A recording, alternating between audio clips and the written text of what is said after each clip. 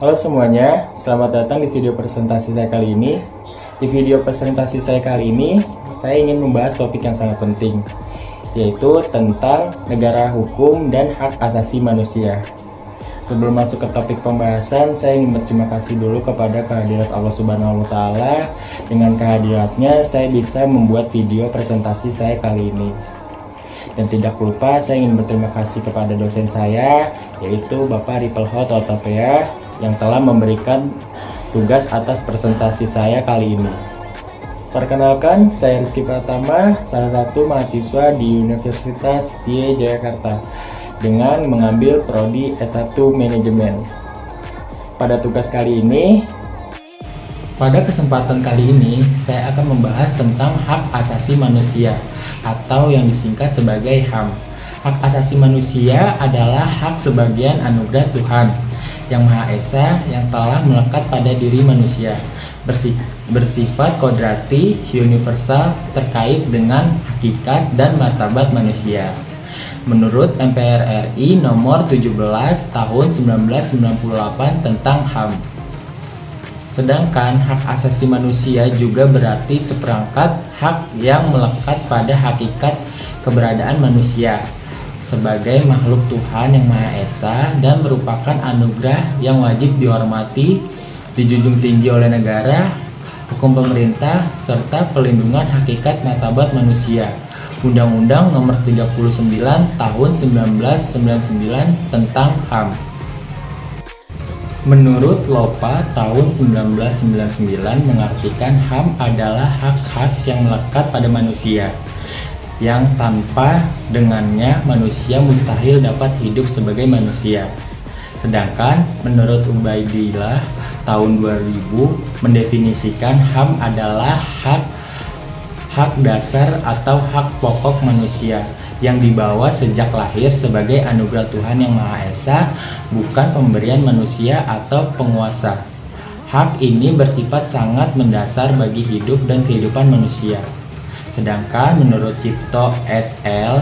Tahun 2000, HAM yang berarti sebagai hak dasar asasi yang dimiliki dan melekat pada manusia karena kedudukannya sebagai manusia. Tanpa adanya hak tersebut, manusia akan kehilangan hakikat dan martabat sebagai manusia. Sedangkan menurut Budiarjo tahun 1982 memberikan pengertian bahwasanya hak asasi merupakan hak yang dimiliki manusia yang terletak, diperoleh, dan dibawanya bersama dengan kelahiran atau kehadiran di dalam kehidupan masyarakat. Berikut saya akan menjelaskan tentang hak asasi manusia yang termaksud di dalam Undang-Undang Dasar Republik Indonesia 1945. Di dalam Undang-Undang Pasal 28A sampai dengan 28J yang mengatur hak asasi manusia meliputi yang pertama, hak untuk hidup serta mempertahankan hidup dan kehidupan. Yang kedua, hak membentuk keluarga dan melanjutkan keturunan melalui perkawinan yang sah. Dan yang ketiga, kelangsungan hidup tumbuh dan berkembang serta pelindungan dari kekerasan dan diskriminasi bagi anak. Dan yang keempat, hak mengembangkan diri melalui pemenuhan kebutuhan dasarnya, mendapatkan pendidikan dan memperoleh manfaat ilmu pengetahuan, teknologi, seni, dan budaya. Yang kelima, hak memajukan dirinya dalam memperjuangkan hak secara kolektif untuk membangun masyarakat, bangsa, dan negara. Dan yang terakhir, ada hak asasi pengakuan, jaminan perlindungan dan kepastian hukum yang adil, serta perlakuan yang sama di hadapan hukum, dan sebagainya. Next, selanjutnya saya akan menjelaskan tentang negara hukum dan hak asasi manusia.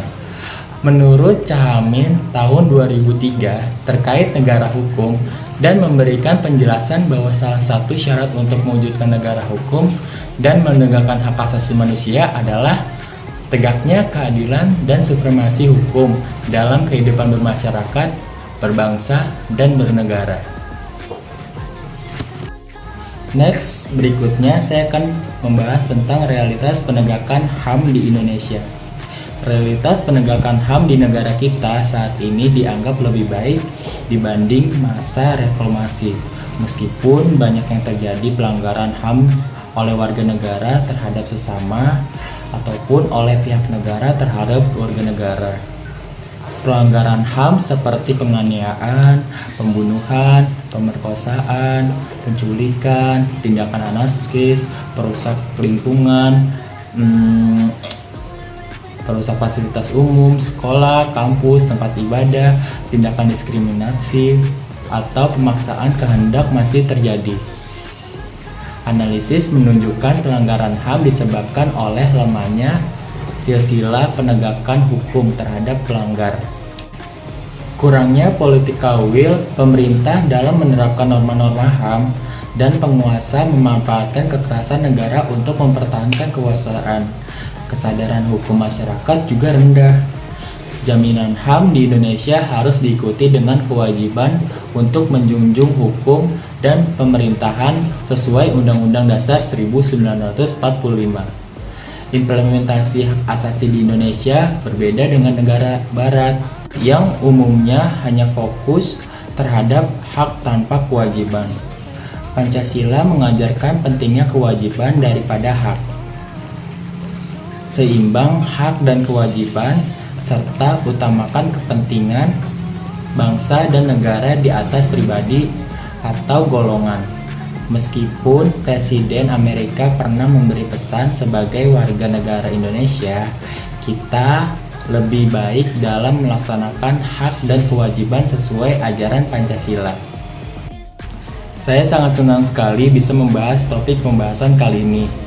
Semoga teman-teman sekalian yang menonton video presentasi dari saya dapat memahami tentang penjelasan yang saya berikan.